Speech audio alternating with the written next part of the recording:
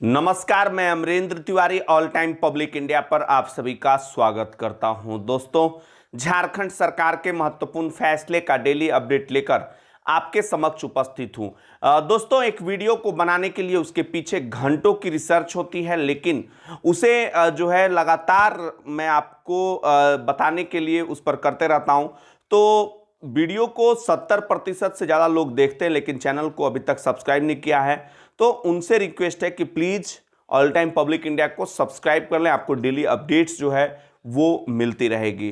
Corona काल में जो कोरोना ड्यूटी में डॉक्टर्स लगाए गए थे, झारखंड सरकार ने उनके लिए एक बहुत बड़ा फैसला किया है। उन तमाम डॉक्टरों को, स्वास्थ्य कर्मियों को 1 माह का अतिरिक्त वेतन या प्रोत्साहन राशि से कह लें वो दिया जाएगा। कोविड से संबंधित टेस्टिंग में हो, ट्रेसिंग में हो, कोविड अस्पताल में चाहे ड्यूटी लगी हो या फिर कंट्रोल रूम में उनकी ड्यूटी लगाई गई हो, उन सभी स्वास्थ्य कर्मियों को 1 माह का मूल वेतन जो है इंक्रीमेंट के रूप में दिया जाएगा। अब सवाल ये उठ रहा है कि जिन टीचर्स ने फ्रंट लाइन ड्यूटी की है उनका क्या होगा?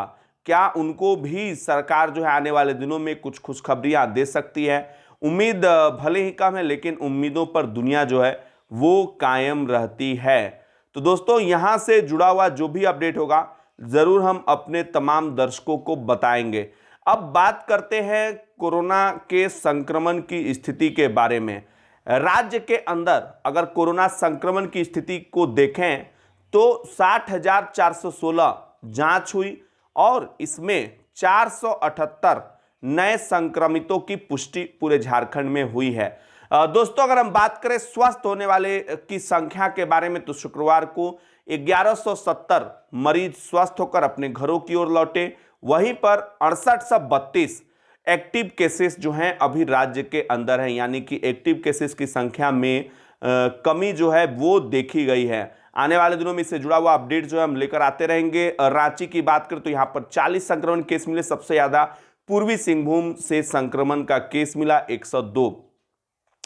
चलिए दोस्तों, हम बात करेंगे एक और महत्वपूर्ण फैसले की। ग्रामीण घरेलू बिजली उपभोक्ताओं के बकाये बिल को लेकर जो है लगातार ये चर्चा चल रही थी कि कैसे क्या झारखंड सरकार इसमें करेगी। तो 1 टाइम सेटलमेंट स्कीम को मंजूरी दी गई है और इनमें क्या होगा कि जो डिले पेमेंट चार्ज थे उसको मुक्त कर दिया गया है, जो ब्याज लगता था उसे भी मुक्त कर दिया गया है।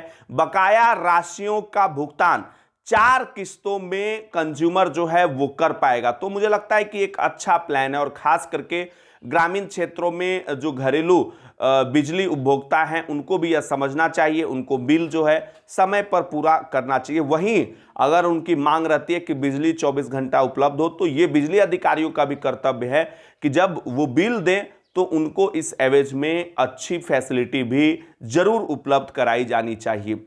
चलिए दोस्तों, हम बात करेंगे एक और प्रमुख फैसले की। थोक शराब की बिक्री अब 2010 के पहले का जो सिस्टम था, जिस तरीके से व्यवसायी कंपनियां या फर्म ये करते थे 2010 से पहले, इनको भी इजाजत थी, उसी तरीके का सिस्टम जो है झारखंड में फिर से लागू हो रहा है। मई 2020 में मदिरा पर लगाए गए एक्साइज ड्यूटी को भी हेमंत सरकार ने वापस ले लिया है, जिसकी की मांग उठ रही थी। और बहुत सारे लोग पूछते हैं कि जब सारी दुकानें बंद रहती है, ऐसे में शराब की दुकानें क्यों खुली रहती है? क्या शराब ज़्यादा ज़रूरी है? तो देखिए, कहीं ना कहीं शराब का जो अर्थशास्त्र है वो कहीं ना कहीं राज्य सरकार को मजबूर कर देता है और मुझे लगता है कि इस अर्थशास्त्र का तोड़ भी, शराब के अर्थशास्त्र का तोड़ जिस तरीके से बिहार में शराबबंदी लागू है, झारखंड ने अभी तक नहीं निकाला है।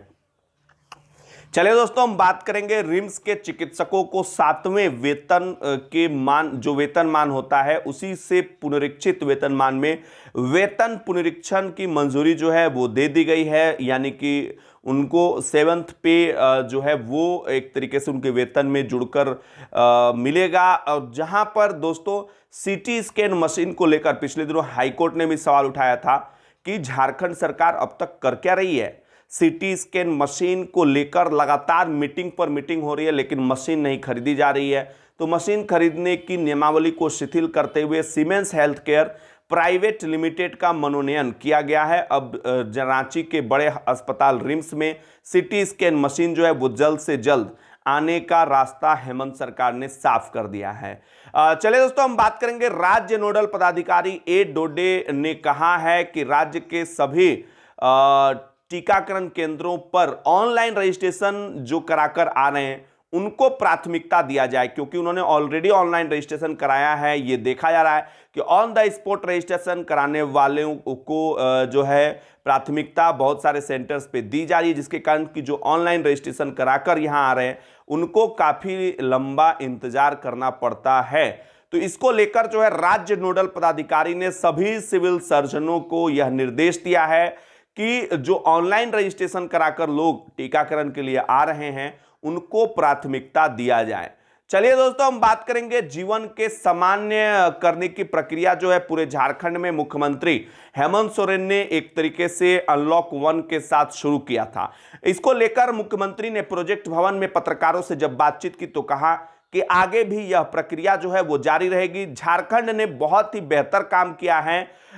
उन्होंने कहा कि कोविड कंट्रोल के लिए तमाम स्वास्थ्यकर्मी और जो भी लोग अधिकारी पदाधिकारी जो भी लोग इसमें लगे हुए थे, हालांकि अपनों को खोने का गम तो है ही, और उन्होंने यह भी कहा कि झारखंड ने बहुत सारे पत्रकार बंधुओं को भी खोया है।